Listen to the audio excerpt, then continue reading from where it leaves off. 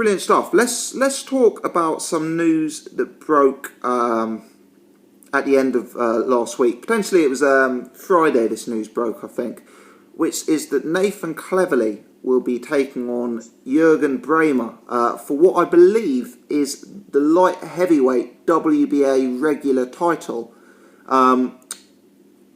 It's a fight that's been rumoured on and off for several years.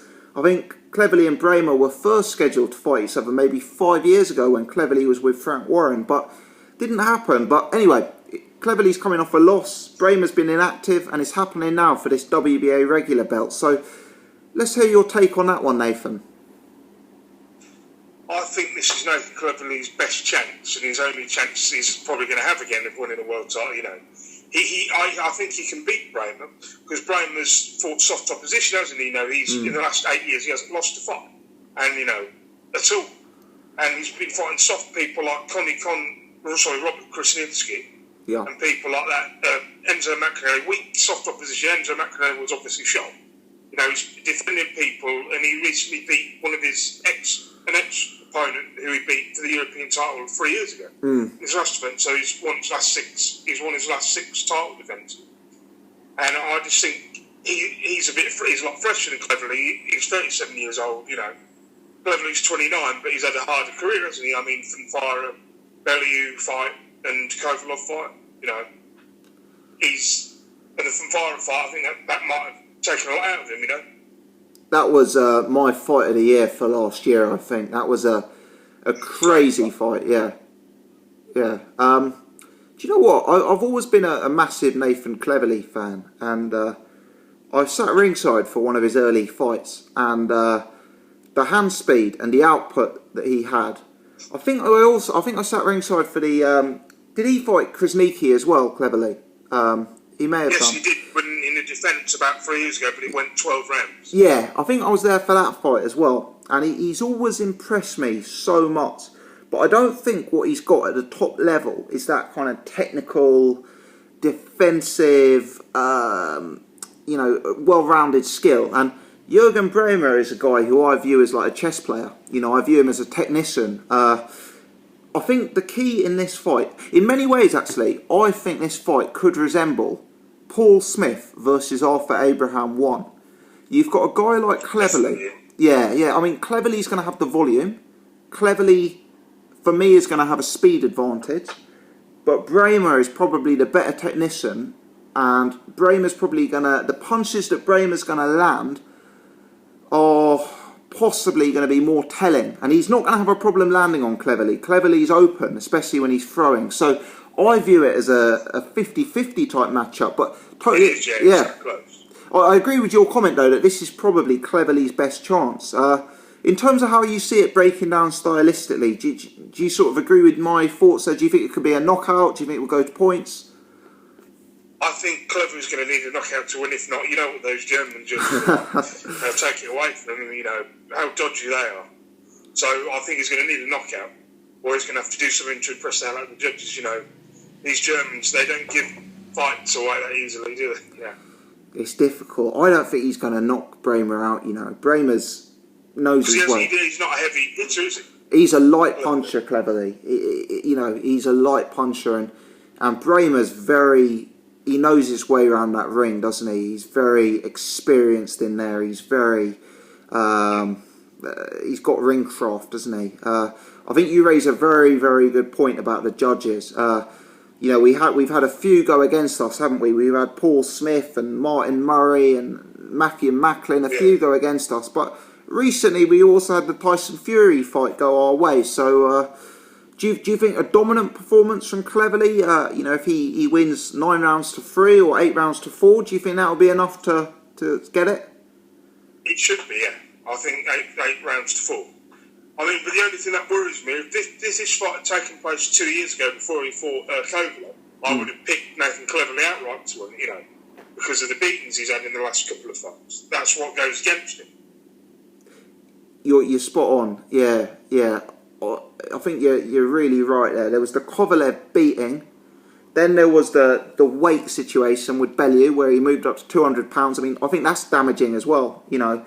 Then you've got a Fonfara fight, which was one of the most brutal wars you'll ever likely to see. So he's an old 29, as you say.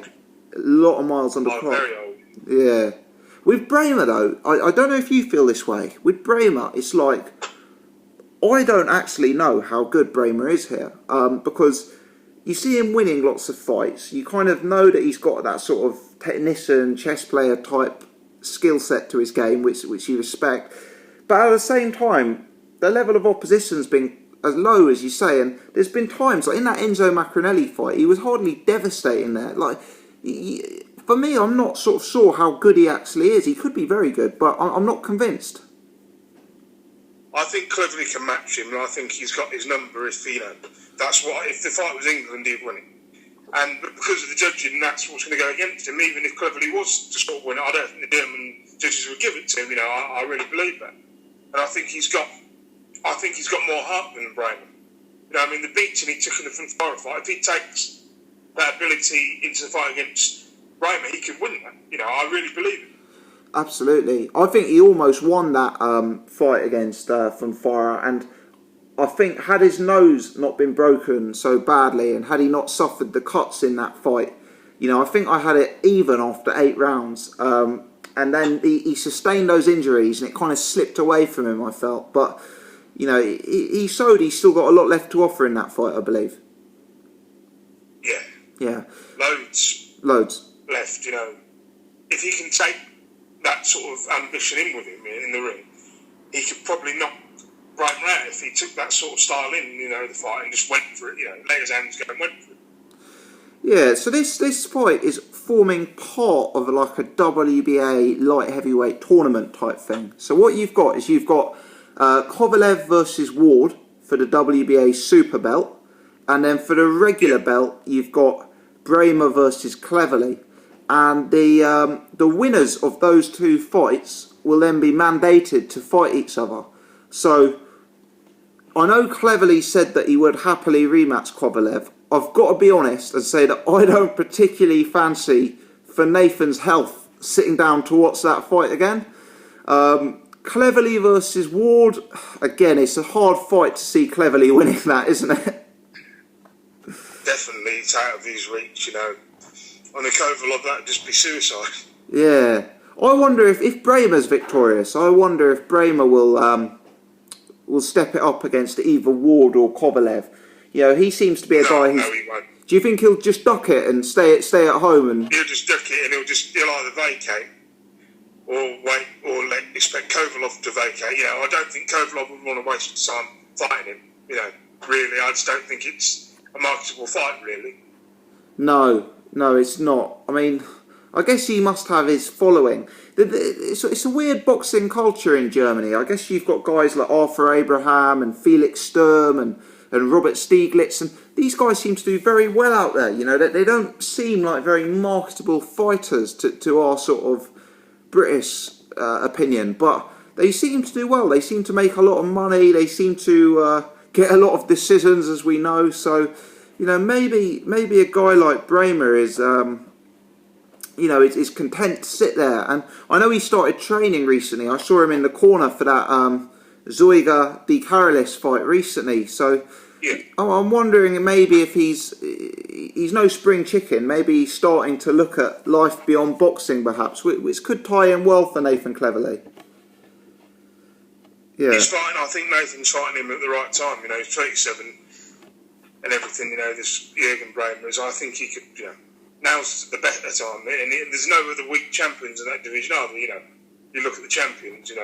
This is it. It's strong, and I've got to say, I'm a real big Nathan Cleverly fan. But if he's beaten in this fight, if he's soundly beaten and he deserves to lose, it may be time for Nathan Cleverly to consider his options, because he's a clever guy. This is a must-win fight. It's a must-win. He's a clever guy. He's got a maths degree at university.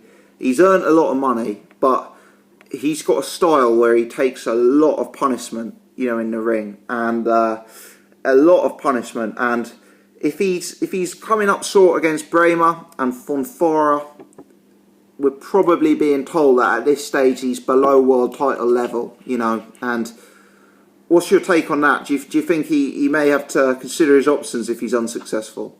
He'd have to either retire or step down a level and just fight domestic level. Like European sort of level. Yeah, and it's hard to see him doing that given the career he's had. It's hard to see him having the hunger to go and fight British or European title fights for me. But when he became world champion at 25 or whatever it was, I figured he got that title far too young. I don't think he was fully ready to be a world champion back then. Because he didn't beat anyone of quality to win it. He got elevated to it because he was the interim champion. They elevated him to to the proper champion. It's weird how it went, isn't it? Like he was a world champion with literally no resume.